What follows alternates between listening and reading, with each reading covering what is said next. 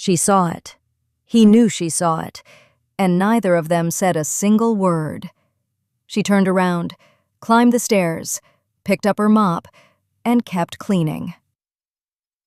Dominic Serrano sat in the study, watching the hallway camera feed on his phone, watching her mop. She saw it. He knew she saw it, and neither of them said a single word. Ellie Voss wrung the mop into the industrial bucket at 11:07 on a Tuesday night, and the dirty water splashed gray against her white, rubber-soled nursing shoes. The hallway of the Gold Coast brownstone stretched out ahead of her like something from a magazine she couldn't afford to subscribe to. Carrara marble floors, 14-foot ceilings, a chandelier that probably cost more than every dollar she'd earn in the next decade combined.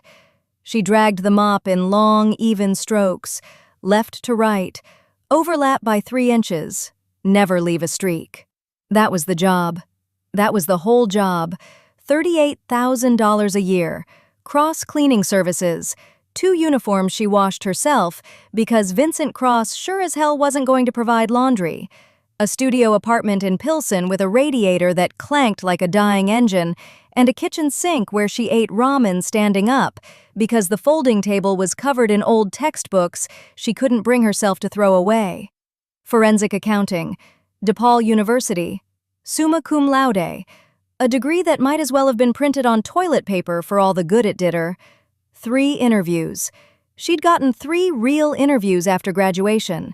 The first one, the hiring manager spent 45 seconds looking at her resume and 6 full minutes looking at her body, her soft, heavy curves filling the interview chair, her thick thighs pressed together, her plump, dimpled arms resting on the conference table.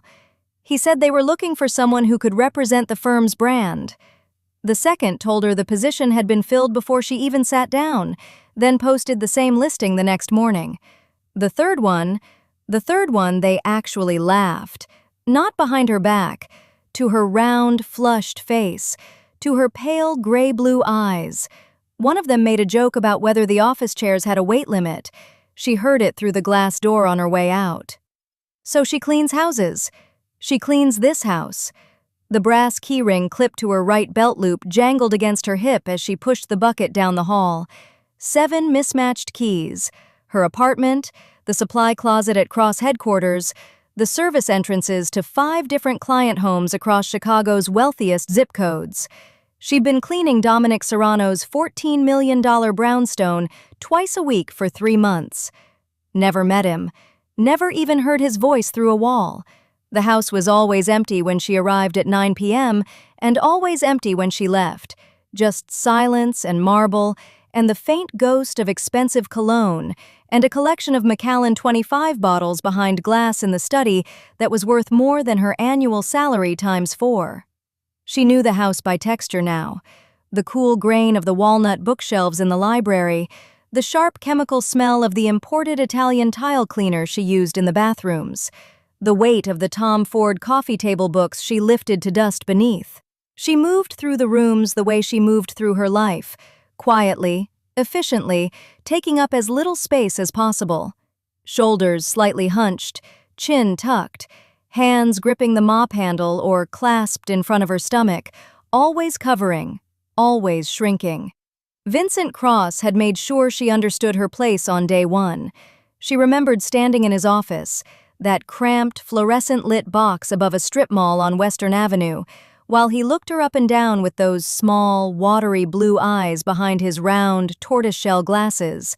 He clicked his silver ballpoint pen, twice. 3 times. Then he leaned back in his chair with his legs spread wide, chin tilted up like he was king of the whole damn world, and said, "At least the fat ones don't steal silverware. They're too slow to run." And Ellie swallowed it. She pressed her plump pink lips together until her round cheeks dimpled, and she swallowed it whole, because the rent was due in 9 days, and her checking account had $41 in it. That was 5 months ago. Tonight, the $847 paycheck she'd pick up on Friday was already spent. Rent, electricity, bus pass, the minimum payment on her student loans that barely touched the interest. She was cleaning a dead man's hallway. Not dead. She didn't know that yet. She didn't know anything yet. She went downstairs to get the wood polish from the storage closet. The basement stairs were narrow and unfinished, poured concrete with a metal railing that felt ice cold under her palm. She'd been down here a dozen times. Cleaning supplies lived in a utility closet at the bottom. Mop heads, polish, a case of microfiber cloths. She reached the last step, turned the corner, and her hand froze on the railing. A man sat in a metal chair in the center of the open basement floor. His wrists were zip-tied behind him, his chin hung against his chest. Blood, dark, half-dried, pooled on the concrete beneath the chair in a shape like a broken halo. He wasn't moving. Ellie's breath stopped, her whole body locked. Every soft curve, every heavy limb, every flushed inch of her fair pink skin went rigid. The brass keyring pressed against her thigh and she couldn't feel it. The faint birthmark on the right side of her neck, that small, thumbprint-shaped mark just below her ear, pulsed with her heartbeat, and her heartbeat was deafening. She did not scream. She did not run. She turned around, climbed the stairs, picked up her mop, and kept cleaning. Her hands shook so badly the mop handle rattled against the bucket rim. Her mind screamed 100 questions her mouth refused to ask. But her body knew what to do. Routine, muscle memory, left to right, overlap by 3 inches, never leave a streak. She mopped the kitchen floor in perfect parallel lines while her pulse hammered behind her ribs. 3 floors above her, in a study lined with dark walnut and soft lamplight, Dominic Serrano sat behind 6 security monitors. His dark, steel-gray eyes tracked the feed from camera 9. The heavy crystal tumbler of Macallan sat at his left hand, untouched. He'd watched her descend the stairs, watched her freeze, watched her turn around and come back up. He'd expected her to run. He'd already texted Marco. Instead, she was mopping his kitchen. Perfect parallel lines. He set the tumbler down, leaned forward.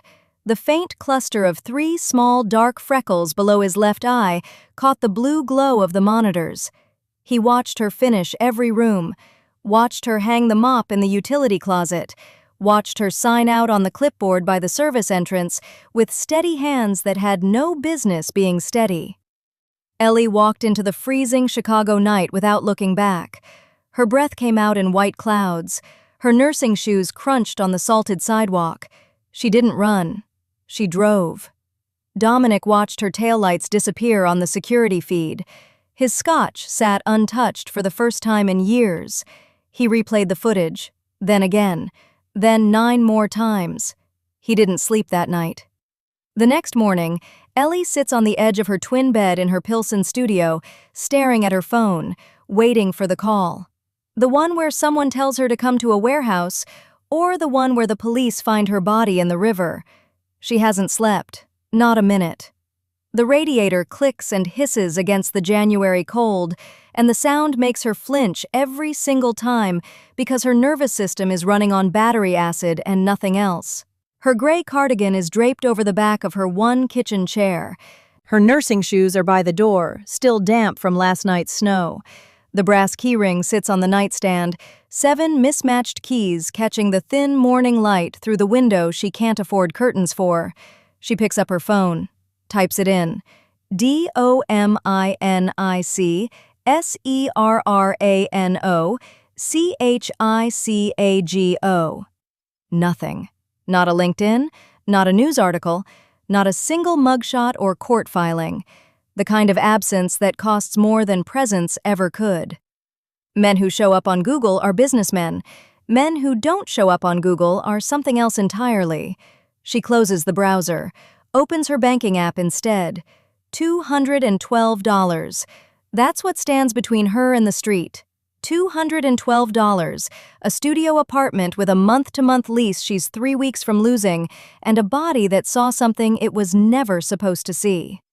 She thinks about running, genuinely considers it. Greyhound to Milwaukee, Greyhound to Indianapolis, Greyhound to anywhere that isn't here.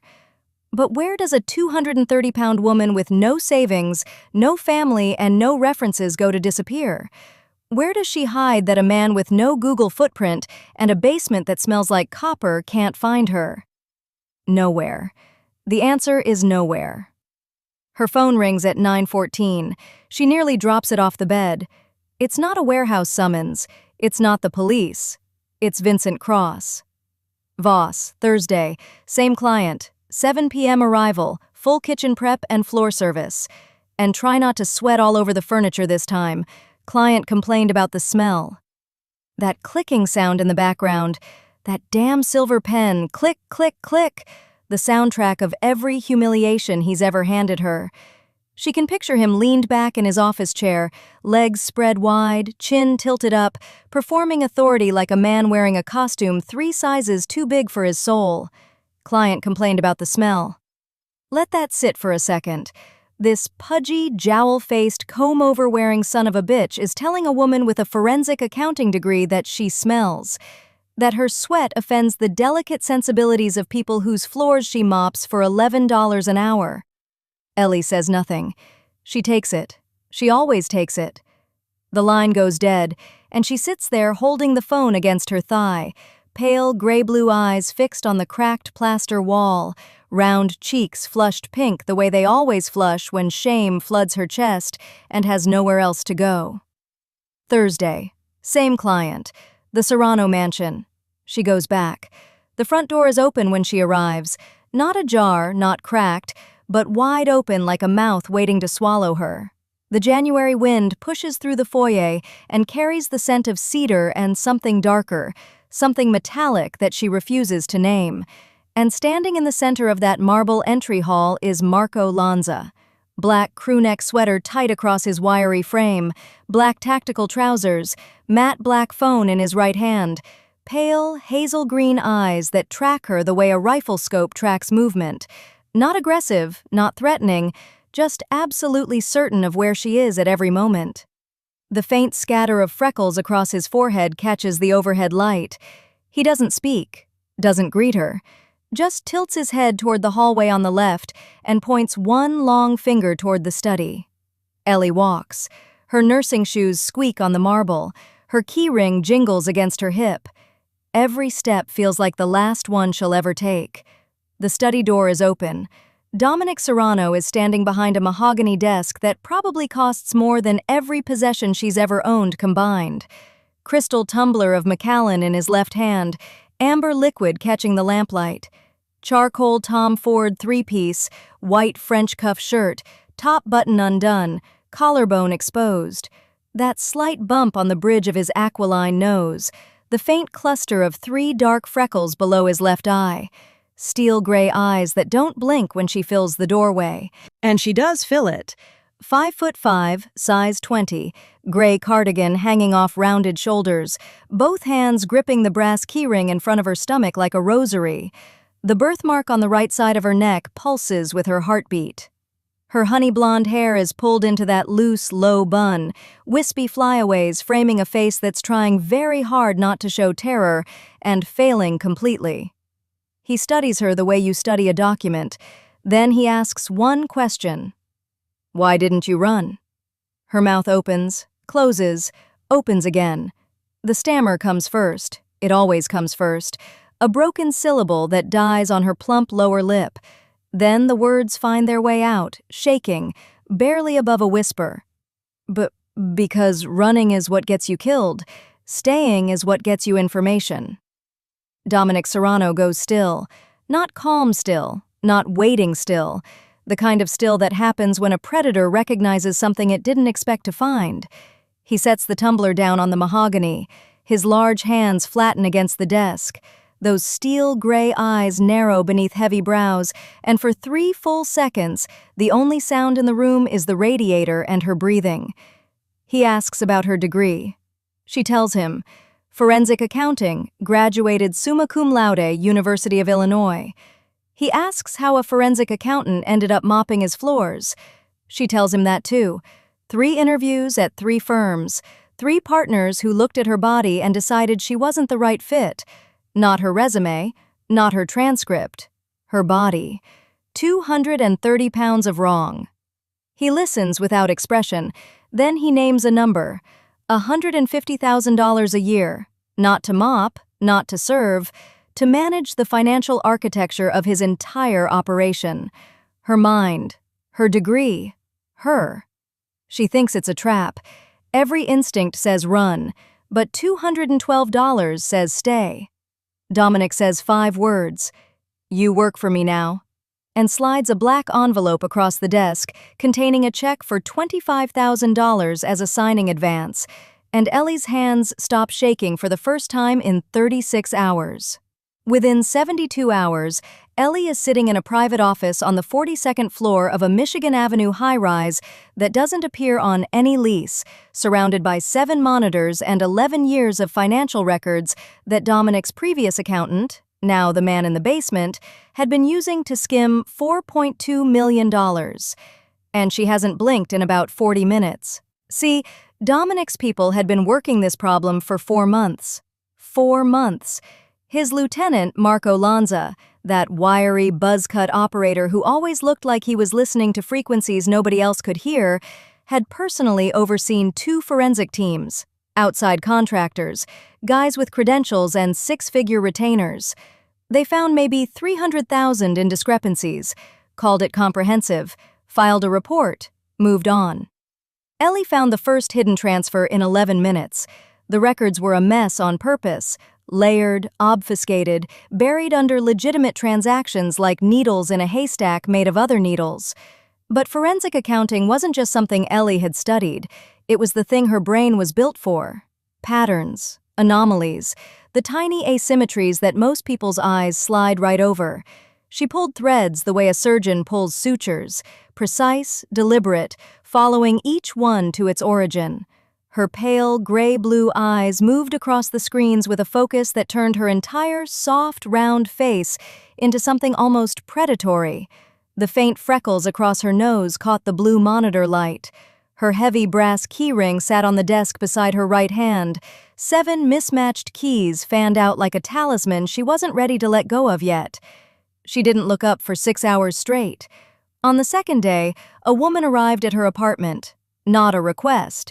Ellie opened the door in her oversized heather gray cardigan and elastic-waist black slacks, and standing in the hallway was a tall, unsmiling stylist with 2 rolling racks and a measuring tape draped over her shoulder like a stethoscope. "Mr. Serrano sent me," she said. That was the entire explanation. 3 hours later, Ellie's closet held clothes she couldn't have afforded in 3 years of her old salary.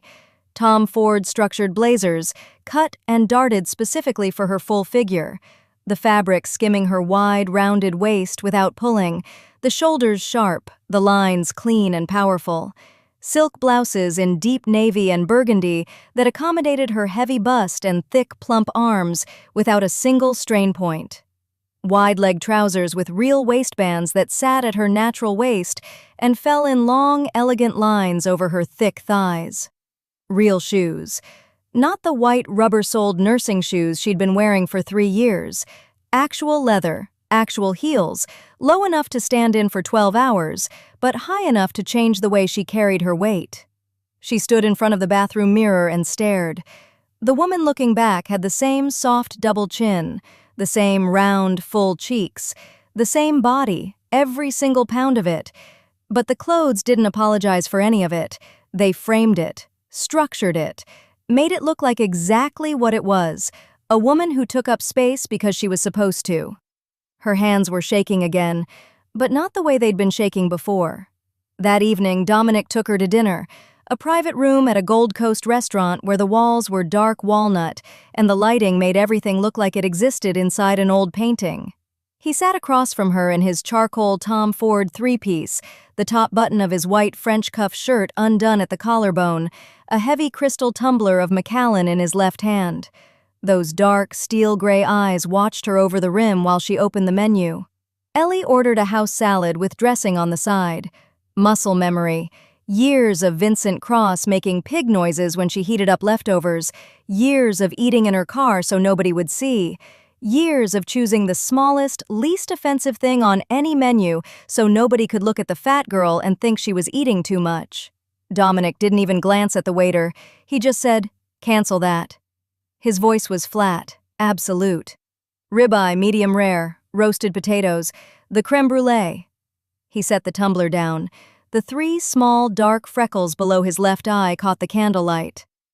You will eat.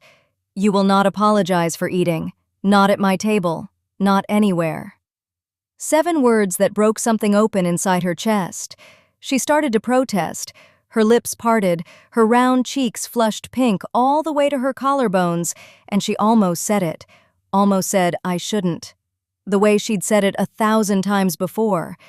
But he was already looking at her with that terrifying stillness, that absolute refusal to let her shrink, and the words died in her throat. Ellie ate the entire meal, every bite of the ribeye, every roasted potato. She cracked the caramelized sugar on the creme brulee with the back of her spoon and ate that too. And somewhere between the main course and dessert, her eyes went glassy and bright, and she pressed her plump lips together hard so they wouldn't tremble, because no one, not once in 27 years, had ever told her she was allowed to be hungry. Dominic didn't comment on it. He just refilled her water and watched her like she was the only thing in the room worth looking at. By day 6, she had it. All of it. $4.2 million. 14 shell companies across 9 countries. Belize, Cyprus, Malta, Panama, the Caymans, 3 in Southeast Asia, 1 in Estonia that existed only as a P.O. box. Routed through cryptocurrency exchanges, converted to real estate purchases, laundered back through a construction company in Nevada that had never built a single structure. It was brilliant work by the previous accountant, genuinely sophisticated theft. But Ellie was better. She walked into the locked conference room on the 42nd floor, carrying a single printed spreadsheet. No PowerPoint, no theatrics. Marco Lanza sat at the far end, his matte black phone flat on the table, his pale, hazel-green eyes narrow and watchful. 2 other lieutenants flanked him. Dominic stood by the window, tumbler in hand, spine military straight. Ellie laid the spreadsheet down and started talking. Her voice didn't stammer, not once. Every dollar traced, every route mapped, every shell company named and connected. The honey blonde wisps framing her round face didn't move because she didn't move. She stood rooted, soft body carrying absolute authority, pale gray-blue eyes sharp as surgical steel. She was the smartest person in the room, and every single one of them knew it. When she finished, the room was silent. Marco leaned forward. Marco, who had never once shown a flicker of anything resembling surprise. And Dominic, he wasn't looking at the spreadsheet. He was looking at her, at the way her voice had gone steady and cold and precise, at the way her full figure filled the tailored blazer like armor, at the faint birthmark shaped like a thumbprint on the right side of her neck just below her ear, visible now because she wasn't hunching anymore. He looked at her like he was seeing a new species of dangerous. 2 weeks into her new life, Ellie walks into the Michigan Avenue office and finds Vincent Cross sitting in the lobby. Let that land for a second. Vincent Cross. The man who called her slow. The man who said she smelled like sweat and cheap detergent in front of an entire break room. The man who fired her in a supply closet because he couldn't even be bothered to give her a real room for the worst moment of her life. That Vincent Cross is sitting on a leather bench in the lobby of a building Dominic Serrano secretly owns, holding a manila folder on his lap, clicking that silver ballpoint pen like a nervous metronome, his thinning, sandy brown hair combed over the same bald patch, his ill-fitting navy blazer straining at the same soft middle, his small, watery blue eyes scanning the room with the exact same look of a man who believes he belongs everywhere he goes. He's here to pitch. Cross Cleaning Services, bidding for the building's janitorial contract. A subcontractor gig. The kind of work he used to lord over Ellie like it was a Fortune 500 corner office. And he doesn't recognize her. She's standing 12 feet away in a slate gray Tom Ford blazer and structured black trousers, her honey blonde hair still in its loose, low bun, but the flyaways tamed now, her pale gray-blue eyes lined with something subtle that makes them enormous, the small thumbprint birthmark on her neck visible above the blazer's collar. She's carrying a leather portfolio instead of a mop bucket. She's wearing heels instead of white rubber-soled nursing shoes. And she is still every single pound she has always been. Size 20, 230 pounds of soft, heavy curves and thick thighs and a full figure that fills the Tom Ford like it was built for her. Because it was. Cross looks right at her, right through her. Then his gaze drops, travels down her body the way men like him always do it. Not with desire, but with inventory, with judgment, with that little smirk that says he's already done the math on what she's worth, and the number came back 0. He turns to his associate, a wiry guy in a cheap gray suit, and says it loud enough for the entire lobby to hear. Christ, even the office girls are huge now. No wonder the country's going to hell. He says it the way you'd comment on the weather. Casual, amused, like it's a fact so obvious it barely deserves the breath. And Ellie freezes. Not the confident woman who just dismantled 14 shell companies across 9 countries. Not the analyst who made 3 hardened lieutenants go silent with the precision of her work. The other Ellie. The one who lived underneath the new blazer this whole time, waiting. The fat girl from the supply closet. The one who apologized for existing. The one who made herself small in every room so nobody would notice how much space she actually took up. Every interview where the hiring manager's eyes went to her stomach before her resume. Every sideways look in a grocery store checkout line. Every time someone decided she was less because she was more. It all floods back in a single wave, and her right hand drops to her hip and finds the heavy brass keyring clipped to her belt loop, her plump fingers closing around those 7 mismatched keys so hard her knuckles go white. Her round, full cheeks flush crimson. The color climbs her neck, spreads across her collarbones, reaches the pale freckles scattered across the bridge of her small, upturned nose. Her soft, double chin trembles once before she locks her jaw. She doesn't cry, she doesn't run, but her face crumbles for exactly 1 second, a single heartbeat where every wall she's built in the last 2 weeks collapses, before she rebuilds it with sheer, furious will. 1 second. Dominic sees every frame of it. He's stepping out of the elevator 20 feet away, crystal tumbler of Macallan in his left hand, his charcoal Tom Ford 3-piece immaculate, the top button of his white French cuff shirt undone at the collarbone. Those dark, steel-gray eyes beneath their heavy, straight brows are already locked on her, because they're always locked on her when she's in the room. He hears every word Cross said. He sees the flush. He sees the way her plump pink lips press together until her cheeks dimple. He sees the brass keys cutting into her palm. And something shifts behind his face. Not anger. Anger is hot. This is geological. This is tectonic plates realigning beneath the surface of a man who has ended lives before lunch and still made his noon reservation. He doesn't shout, doesn't make a scene. He hands the Macallan to Marco Lanza, who materializes at his shoulder like a shadow in his black crewneck sweater, pale, hazel-green eyes already reading the room. Dominic adjusts a single matte black cufflink. Then he walks toward Vincent Cross with the slow, deliberate economy of a man who has never once needed to hurry. He stops too close. Close enough that Cross has to tilt his head back to look up from the bench, his tortoiseshell reading glasses sliding down his broad, flat nose, that silver pen freezing mid-click. Dominic speaks quietly, the kind of quiet that makes people lean in, the kind of quiet that precedes funerals. "You're in my building. That woman is mine. Leave before I decide you don't get to." 9 words, each one placed like a round in a chamber. Cross laughs. It's the nervous, confused laugh of a man who doesn't understand the language being spoken to him, who thinks money and violence are things that happen to other people, who looks at Dominic Serrano's calm face and sees a businessman having a bad day instead of a predator deciding whether to feed.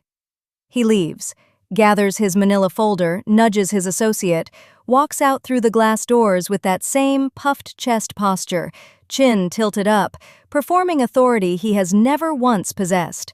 Gone, but not forgotten, not by a long shot. Ellie retreats to the hallway outside the conference room. Her back hits the wall. Her chest heaves. The shame spiral is a physical thing now, a weight on her sternum heavier than anything her body has ever carried. She's still the fat girl. She'll always be the fat girl. The Tom Ford doesn't change what she is. The blazer is a costume, and underneath it, she's the woman from the supply closet. And she is shaking, and she is furious at herself for shaking. Her eyes burn. Her fingers are still wrapped around the brass keyring. Then Dominic rounds the corner. He sees her face. He doesn't ask if she's okay. He doesn't offer comfort. He asks one word in a voice that makes the temperature in the hallway drop 10 degrees. Who? Ellie told him the name. 2 words, Vincent Cross. She said them flat, like reading off a receipt, but her pale gray-blue eyes were wet, and her round cheeks were flushed scarlet, and her plump hands were shaking against the brass keyring clipped to her belt loop. Dominic didn't move, didn't blink. Those dark, steel-gray eyes just locked onto her face with the stillness of a man who'd already decided what was going to happen next and was simply cataloging the details. He said, "Tell me everything." So she did. Not from memory, from a file she'd been building for 2 years on her own laptop, on her own time, in her cramped apartment at 3 in the morning, after pulling double shifts scrubbing toilets for a man who called her a pig to her face. 2 years of forensic accounting done by a woman with no degree on paper, but a mind that could disassemble a balance sheet the way a sniper disassembles a rifle. Every wage theft documented, every payroll manipulation time-stamped, every ghost employee on the books traced back to Cross's personal accounts, every OSHA violation photographed, cataloged, cross-referenced with inspection dates that had been conveniently rescheduled. 3 times, 4 times, 5, because Vincent Cross knew a guy at the regional office who owed him a favor. She'd built a case that a federal prosecutor would weep over. She just never had anyone powerful enough to use it. Now she did. Ellie handed Dominic the laptop. He handed it to Marco. Marco's matte black phone was already in his right hand, pale hazel green eyes scanning the spreadsheets with the coiled focus of a man who understood exactly what kind of weapon he was holding. Within 12 hours, 3 separate federal agencies received anonymous but meticulously organized tips. Within 48 hours, Cross Cleaning Services was under federal investigation for tax fraud, wage theft, and OSHA violations.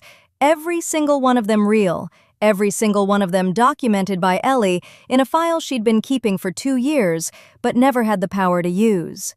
$4.2 million in fraud, exposed, by a woman Vincent Cross once told to skip lunch because nobody wants to watch that. Rot in hell, Vincent. But here's where the story shifts from revenge to empire, because Dominic didn't just use Ellie to settle a score. He watched what she could do, and he turned her loose on everything. Within a week, she had access to the full financial architecture of his operation. Shell companies layered across 6 states, revenue streams running through legitimate businesses, restaurants, dry cleaners, car washes, real estate holdings, that his previous accountants had structured with all the subtlety of a toddler stacking blocks. Ellie sat down at the mahogany desk in the office Dominic gave her, the one with the Tiffany lamp and the view of Lake Michigan, and she took the whole thing apart, rebuilt it from the ground up, restructured every shell company, rerouted every pipeline, reduced his exposure to federal seizure risk by $3 billion. $3 billion. His last team of accountants, guys with degrees from Wharton and Northwestern who charged $400 an hour, had told him it was impossible. Ellie did it in 3 weeks. In an oversized heather gray cardigan and nursing shoes, eating takeout pad thai at 2 in the morning, her honey blonde hair falling out of its loose bun in wispy flyaways around her round face. She was the most dangerous person in that building, and nobody outside of it had any idea she existed. That's exactly how Dominic wanted it. Late one night, 3 weeks and 2 days into her new life, Ellie fell asleep at the desk. Face pressed against a printout of offshore routing numbers, her plump, dimpled arms folded beneath her cheek, the brass keyring digging into her hip. Spreadsheets fanned out around her like paper wings, the Tiffany lamp still burning gold across her fair pink skin, and the pale freckles scattered over the bridge of her small, upturned nose. Dominic found her at 1 a.m. He stood in the doorway for a long moment, crystal tumbler of Macallan in his left hand, his charcoal Tom Ford vest unbuttoned, the white French cuff shirt rolled to his forearms, exposing the thick tendons of his wrists. Then he set the glass down, walked to her chair, and lifted her. All of her. 230 pounds. Her full, heavy curves, her thick thighs, her soft, wide waist pressed against his chest. He carried her like she was nothing, like she was everything. Down the hallway, past Marco, who didn't look up from his phone, through the guest suite door and onto the bed with its 1,200 thread-count sheets. She woke halfway through, felt herself suspended, felt his arms beneath her, and panic hit her face before anything else did. "I'm too heavy, you don't have to—" "You weigh exactly what you should." 5 words. He said them the way other men say, "I love you," like a fact so obvious it barely needed stating. Then he pulled the duvet over her soft, rounded body, and the small birthmark on the right side of her neck caught the hallway light for just a second before the blanket covered it. She slept 8 hours. First time in years. After that, something shifted. Dominic kept her close. Not just professionally, though professionally she was untouchable, running his empire's finances with a quiet, cold precision that made grown men stammer when they brought her reports. He watched her eat lunch without apology, her plump pink lips closing around a forkful of pasta, and his dark, steel-gray eyes tracked her with open hunger. He watched her command his lieutenants from the head of the conference table, her voice still soft but no longer stammering, the gray-blue eyes sharp and certain. He told Marco one evening, standing by the window with the Macallan halfway to his lips, "If anyone touches her, bring me their hands." Marco didn't even blink, just nodded once, coiled and still, weight on the balls of his feet. Nobody was going to touch her, until someone decided to try. Ellie was alone in the office at 2 a.m. when the door opened and a woman she'd never seen walked in. Tall, blonde, ice-cold, wearing a white Valentino dress, and said, "So, you're the fat little pet he's keeping. I give it a month before he gets bored and has Marco put you in the river." Ellie doesn't flinch. She looks at Katerina Voss, sets down her pen and says, in a voice she barely recognizes as her own, "If he wanted thin, he'd still have you.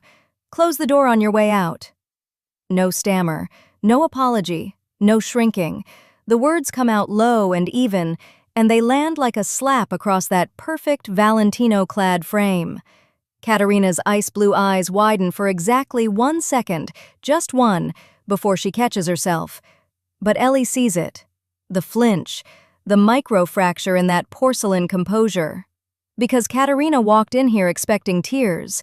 She expected the fat girl to crumble, to stutter, to reach for her brass keyring and twist it between her plump, dimpled fingers while her round cheeks flushed crimson. She expected the old Ellie, the invisible one, the one who apologized for existing. She got steel instead, and it rattled her. Katerina leaves without closing the door, petty, predictable, and Ellie sits there in the blue glow of 3 monitors, her pale, gray-blue eyes steady, her honey-blonde bun still intact, her heart hammering so hard she can feel it in the birthmark on her neck. But her hands are flat on the desk, not shaking. That should have been the end of it. Should have been. But women like Katerina don't lose gracefully. They escalate. Within 48 hours, Katerina begins a surgical campaign to destroy everything Ellie has built. She reaches out to Dominic's rivals, the Castellano family in New York, the Brannigan operation in Boston, the Salazar network running product through the Gulf, and she plants a seed so simple it's almost elegant. Ellie Voss, she whispers through encrypted channels and private dinners, is a federal plant, an FBI asset. Think about it, she tells them. A fat housekeeper with no criminal background suddenly running the books for the most powerful syndicate in the Midwest? No real organization would trust their finances to a woman who was scrubbing toilets 6 weeks ago. Unless she was placed there. Unless she's wearing a wire under that sad gray cardigan. It's brilliant in its cruelty because it weaponizes every insecurity Ellie carries. Her body, her background, her class, the unspoken assumption that a woman who looks like her, size 20, 230 pounds, soft double chin, elastic waist slacks, could never belong in rooms full of dangerous men in bespoke suits, that she must be a trick, a trap. Because the alternative, that she's simply smarter than all of them, is unthinkable. The whisper campaign works fast. 2 weeks later, Ellie walks into a private meeting at the Ritz-Carlton. 3rd floor, the Devonshire suite, old money wallpaper and crystal chandeliers worth more than her entire former salary. 4 allied family heads sit around a mahogany table. Dominic is running late, held up at a meeting on the south side. Marco stands against the wall, matte black phone in his right hand, pale hazel green eyes scanning the room. Katerina is already seated, white dress, diamond studs, legs crossed, smiling. "Gentlemen," she says as Ellie enters, "this is Dominic's little charity project." She pauses just long enough for the words to settle, then tilts her head. "Ellie, sweetheart, would you like to waddle over and get us some coffee? I'm sure that's more your speed." 3 men laugh. Not all of them. One has the decency to look away, but 3 of them laugh openly, and the sound fills that gilded room like broken glass. Ellie's face burns. The flush crawls up from her collarbones to her round, full cheeks, blooming across the pale freckles on the bridge of her nose. Her right hand drops to the brass keyring clipped to her belt loop, 7 mismatched keys pressing into her palm. She doesn't speak. She doesn't run. She stands there and takes it, chin tucked, shoulders curling inward, and she hates herself for it, hates that the old posture comes back so easily, that 6 weeks of power can be erased by 3 laughing men and 1 beautiful woman who knows exactly where to cut. Marco watches the whole thing. His narrow jaw tightens. His thumb stops scrolling on the black phone. He tells Dominic that evening, every word, every name. Dominic is standing at the window of the Michigan Avenue penthouse, crystal tumbler of Macallan in his left hand, the amber catching the city lights. He listens without interrupting.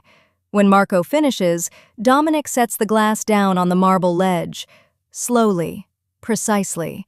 The way a man handles something fragile when he's deciding what to break instead. He buttons his charcoal Tom Ford jacket. 1 button. The gesture is almost ceremonial. Which 3 laughed? 3 words, quiet as a closed casket. Marco gives him the names. Dominic nods once, doesn't raise his voice, doesn't make a threat. He simply picks up his phone and starts making calls. Within a week, all 3 men lose their distribution contracts, every single one. $47 million in combined revenue evaporated overnight. Supply lines rerouted, warehouses reassigned, partners contacted and turned. The men who laughed at the fat girl in the Ritz-Carlton wake up to find their empires bleeding out, and not one of them can prove who cut the artery. That's how Dominic Serrano fights, not with bullets, though those come when needed, with silence, with patience, with the surgical removal of everything you built. But Katerina isn't finished. Katerina is just getting started. She knows the distribution hits will be traced back to Dominic eventually. She knows he's untouchable through normal channels. So she goes after the one thing she believes is his weakness, the soft spot, the vulnerability he's too obsessed to protect properly, Ellie. It happens at midnight outside the Michigan Avenue building. Ellie is walking to the town car Marco arranged, her oversized gray cardigan pulled tight around her heavy frame, the brass keyring jingling against her right hip. The street is empty. The November wind cuts through the canyon of glass towers. 2 men step out of a black Escalade. They move fast, practiced, efficient. One grabs her arms. The other pulls a black cloth bag over her honey blonde hair before she can scream. Her keys clatter against the sidewalk. Her body hits the leather back seat. Katerina contacts Dominic within the hour. A single photo sent from a burner. Ellie bound to a metal chair, mascara streaked down her round, flushed cheeks, her loose bun falling apart in honey blonde wisps around her face. The demand is simple. Step down from syndicate leadership, or your pet pig dies. Dominic looks at the photo for exactly 4 seconds. His dark, steel-gray eyes move across every detail: the streaked mascara, the rope marks on her plump wrists, the small birthmark on her neck just below her ear. 4 seconds. Then he sets the phone down, picks up another, and calls every soldier he has. Ellie is on her knees in the back of a black SUV with a bag over her head, and the last thing she hears before the engine starts is Katerina's voice saying, "Let's see how much the fat pig is really worth to him." But Katerina made one mistake. She assumed the fat girl was helpless. Ellie had been awake under that bag, counting turns, timing stops, listening to street sounds, and she knew exactly where she was. The old meatpacking warehouse on Fulton Street, the one she'd flagged in Dominic's books 3 weeks ago as a money laundering front with a $2.1 million discrepancy. See, that's the thing about underestimating someone who lives inside spreadsheets and shipping manifests. Ellie hadn't just flagged that warehouse as a financial anomaly. She'd pulled its floor plans from the city permit database. She'd cross-referenced its utility bills against occupancy reports. She knew this building better than the people who owned it.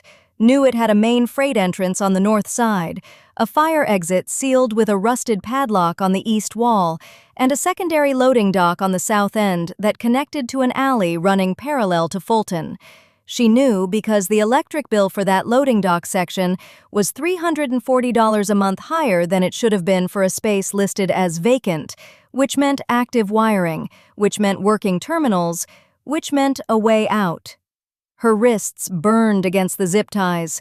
Plastic bit into the soft, plump skin above her palms, tight enough to leave welts, but not tight enough to account for the heavy brass keyring clipped to her right belt loop. Katerina's people had patted her down for a phone. They hadn't thought to check for keys. Why would they? She was just the fat pig. What was she gonna do? Waddle away? Ellie worked the largest key, an old Schlage deadbolt key with a squared-off edge, between her thumb and forefinger, rotating it until the flat edge caught the locking tab on the zip tie. She pressed, twisted, pressed again. The plastic gave with a soft snap that sounded like a gunshot in the dark. She froze, listened. Footsteps somewhere above her, 2 sets, moving away. She pulled the bag off her head. Dim fluorescent light, concrete floor, stacked pallets, the smell of old blood and industrial cleaner. She was in a ground-floor storage room, exactly where she expected to be based on the building's layout. The door wasn't locked. Why would it be? The zip ties were supposed to be enough. Ellie moved through it on quiet feet, her white rubber-soled nursing shoes making no sound on the concrete, and followed the electrical conduit along the ceiling toward the south end of the building. The security terminal was right where the utility record said it would be. A wall-mounted panel next to the loading dock's interior door. Outdated system, maybe 15 years old, but networked. She could see the blinking green light of an active Ethernet connection. Ellie pulled up the interface.